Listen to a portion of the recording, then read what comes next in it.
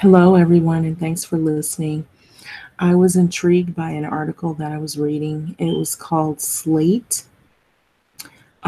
So I'm going to share that article right now.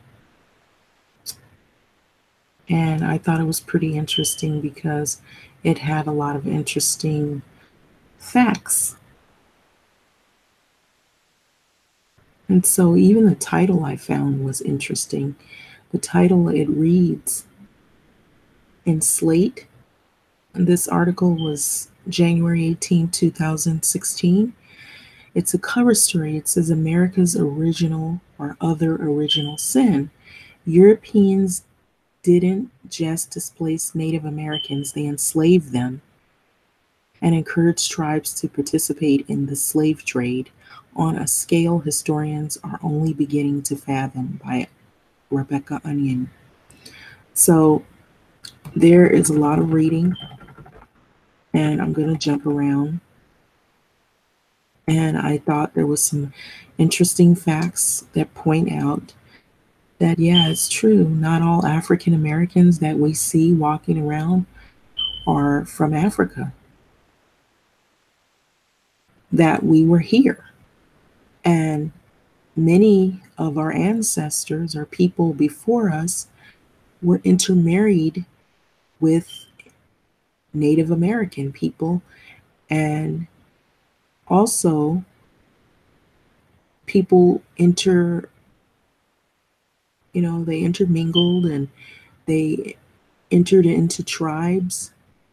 And there's a lot of history behind that. So, a lot of reading, a lot of history, and it points out a lot of the reason why things are happening the way they are today.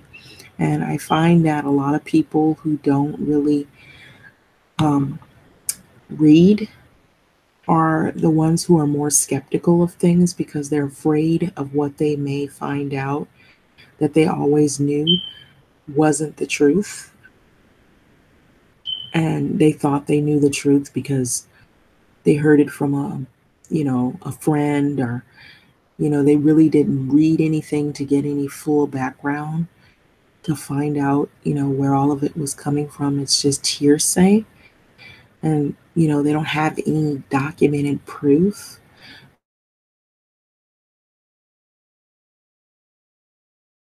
It's all over the net, and it doesn't take very long to find it. It's just some people refuse to read, or they refuse to learn about who they are. And so that's the reason why you have people who lack um, the knowledge of history. So here are the three scenes from the history of slavery in North America. In 1637, a group of Pequot Indians, men and boys, having risen up against English colonists in Connecticut and been defeated, were sold into plantations in the West Indies in exchange for African slaves, allowing the colonists to remove a resistant element from their midst. The tribeswomen were pressed into service in white homes in New England, where domestic workers were sorely lacking. 1741, 800-foot long coffle of recently enslaved Sioux Indians produced by a group of Cree. And so the names are really long and lengthy here. And correct me if I'm wrong, but I may not be saying them correct. Assiniboine and Monsoni warriors arrived in Montreal, ready for sale to French colonists hungry for the domestics and agricultural labor. And so it talks about, and in 1837, Cherokee Joseph Vaughn, expelled from his land in Georgia during the era of the Indian removal, took at least 48 enslaved black people along with him to the Indian Territory.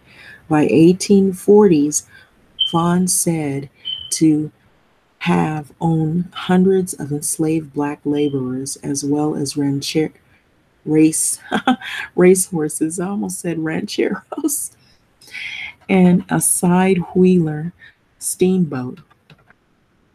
So there's a photo of Rebecca Onion. She's a Slate staff writer and an author of The Innocent Experiments. So Slate, it talks about Native American slaves.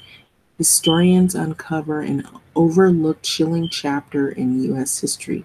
So it talks a lot about this in depth. A reductive view of the American past might note two major centuries long historical sins: the enslavement of stolen Africans and the displacement of Native Americans.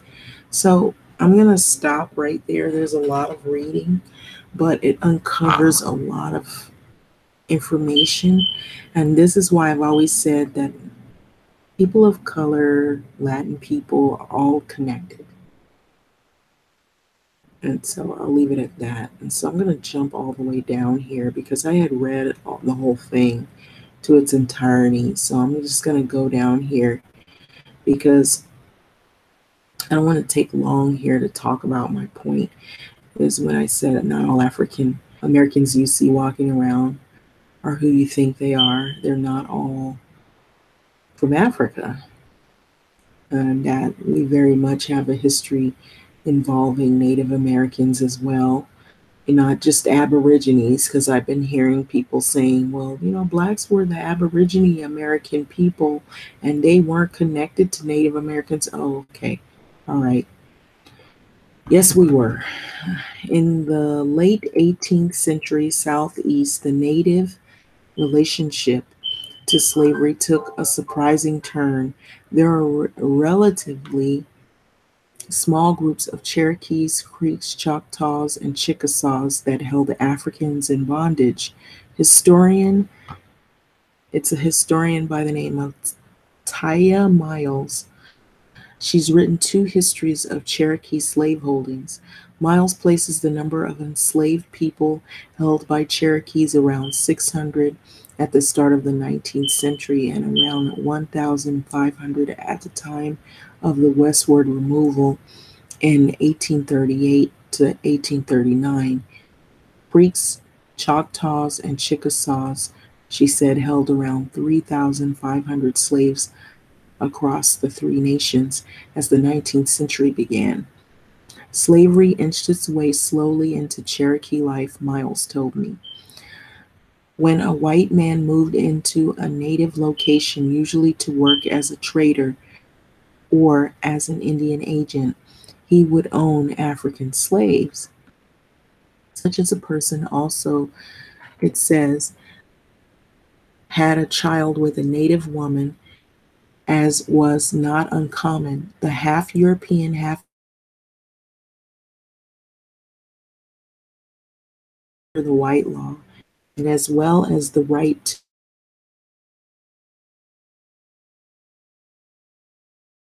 This combination puts such people in a position to expand wealth, eventually operating on large farms and plantation. And this was the story of James Vaughan, the father of Joseph, the steamboat owner. The elder Vaughan's mother was a Cherokee woman, while the father was a white man. In the second and third decades of the 19th century, the Cherokee strategy to keep the American government from taking their land was to prove their sovereignty as civilized people. They were trying, Miles said, to form a Cherokee government that looked like the U.S. government, to publish laws, establish a Supreme Court, establish a principal city. Efforts were concurrent with the growth of slavery, another adopted tradition that would show that the Cherokees were truly assimilating to white culture. So Apaches and other Plains people were sold through Quebec to the Caribbeans. Then goes on to read that the United States government, Congress, considered itself in charge of Indian affairs, and starting in the 1780s, It established a series of governmental structures that meant to manage tribal relations. It had really clear ideas about what it meant to be civilized, Miles said. That included a different gendered differentiation of labor. So men were supposed to stop doing their hunting and they were supposed to come back and farm. And women were supposed to be in the household and cook and produce children and be wives. And the enslaved people were supposed to be out in the fields helping to produce crops and eventually allowing the native man to have more of the supervisory role. Indian agents, white men appointed by Congress to liaison with the tribes, would report to their supervisors on the degree to which Cherokee slaveholders were fulfilling the expectations of white observers. Some white onlookers thought James Vaughan far too lenient in the way he socialized with the by one count 70 enslaved Africans, eventually owning 400 to 800 acres of land, a store, a tavern, and a trading post. The material success of slaveholders such as Vaughan did not, in the end, save the Cherokees from removal. While the native slave owners in the South may have been temporarily enriched by slaveholding, historians Claudio Sant argues, as the demand for captives rose, it destabilized the entire region. The dehumanization of non-Europeans ultimately allowed white colonists to justify the killing of southeastern Indians and the appropriation of their land. So basically, stealing their land away and murdering and slaughtering Indians. The explicitly racist underpinnings of slavery in the South left Native people, their even slaveholders who participated in that system, very vulnerable.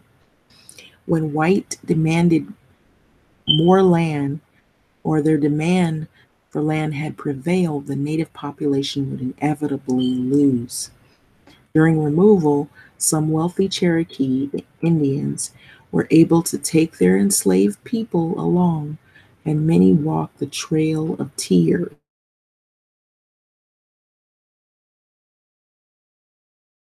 If you were rich in the Southeast, you got to basically start over again with the captive labor force.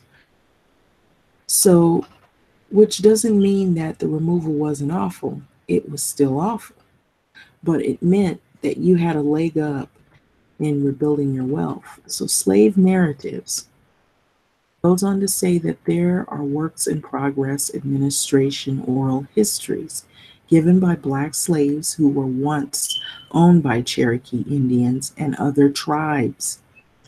Okay, so the report favorably on the experience of being held by natives. Miles told me that she thought that historians should take these narratives with a grain of salt, pointing out that there are also many, many stories of native slaveholders selling or even punishing their black bondsmen.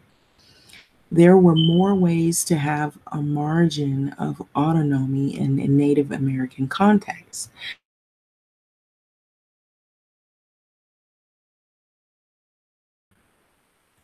So that brings back the whole thing where you have some people you see that are black who mention they have Native American roots.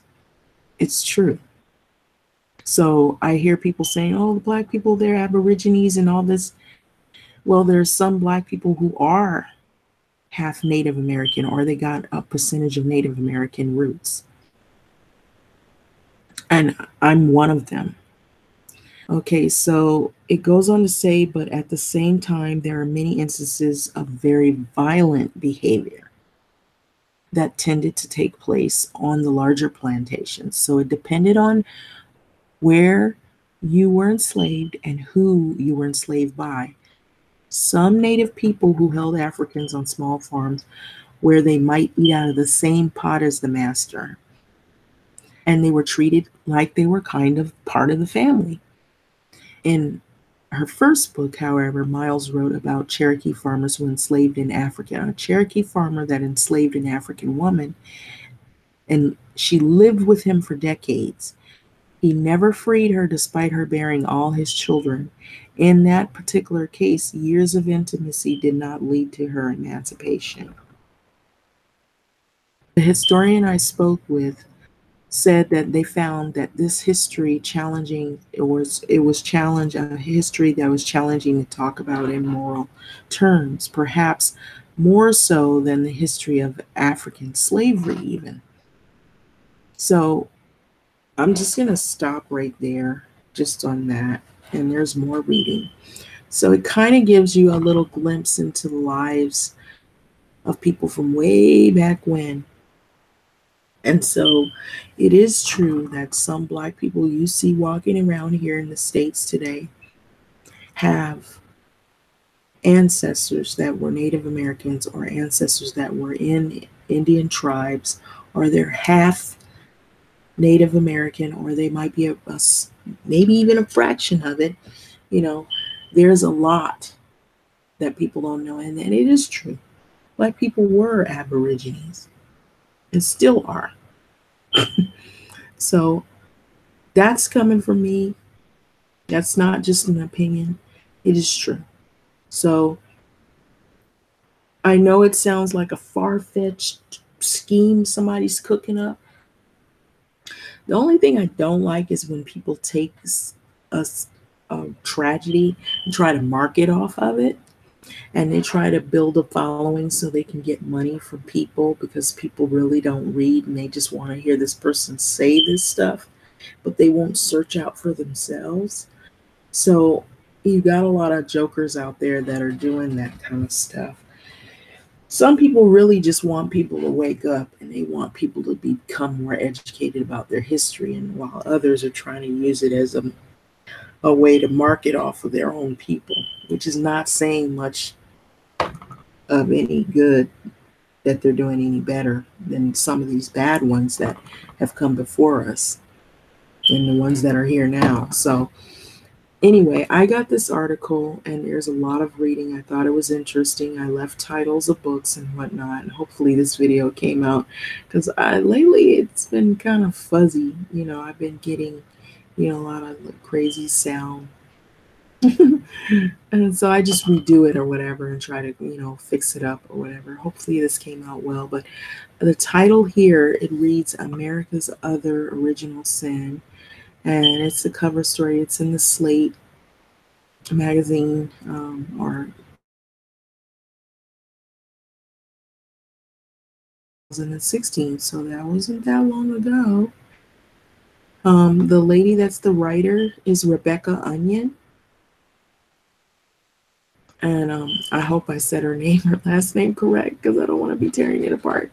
But she has a lot of interesting reads, a lot of books, a lot of things I found very, very interesting that I think were very important, that have a lot to do with the reason why we're dealing with some of the things that we're dealing with today. And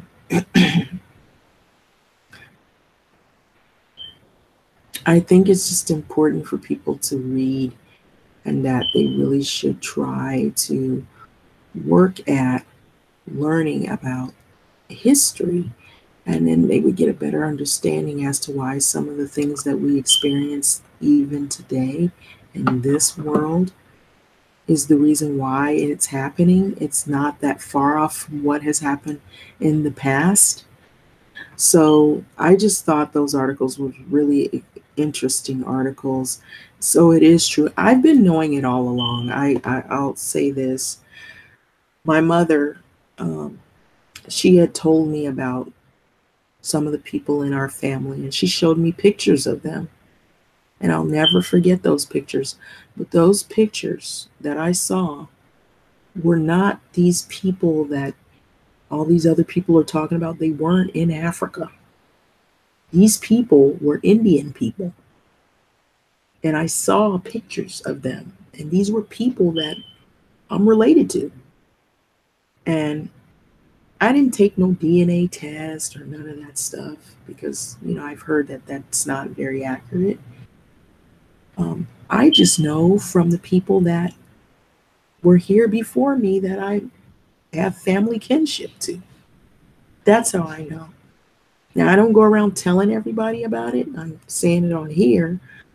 But, I've heard people say, oh, you guys were from Africa. And I'm like, and in my mind, I'm thinking, if they only knew.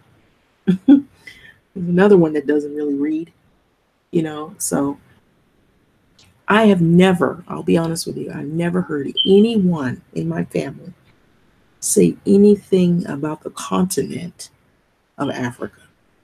The only thing I've ever heard in my family was about native lands and here. I never heard anybody say anything about anything in Africa ever. Ever, ever, ever. And so that is the honest truth. And so that's why I know, and I've always known, that we've always been here and that I do have family ties that are in and I saw the pictures. I know what I saw. And I know who those people were. And they were Cherokees. And so I know my history. But how many other people out there don't? And so I know even there are also people that are in my family that are from the West Indies, that are Jamaicans, that are also a part of this here, Native American. So, I've heard people talking and all this kind of stuff, but I'm sitting here laughing, thinking, I've seen pictures. I know what my people look like, but how many other people know what their people look like and where their people are from? Not many. Or either they're not reading or they're not listening. So I think it's just good for people to really, if you want to investigate it, if you go in your family history, look at your pictures, find out, go ask an older relative what is on their birth certificate. What happened when they were, when Auntie so-and-so was around, Uncle so-and-so, and I wasn't surprised when I found this out. And anyway, with that being said, there's some articles, some other readings, some books, some titles that I left in the description box. So if you ever want to look at those books, they say a lot. And it talks a lot about, to me, what's going on today. A lot of what happened in the past is happening now. And I feel like ever so many decades, there's a shift where they recycle people, use you for your labor and your talents. And if something doesn't go up right, they remove you and replace you with something else. And so with that being said, thanks for listening. And I really enjoyed these articles and hopefully you will also. Good night.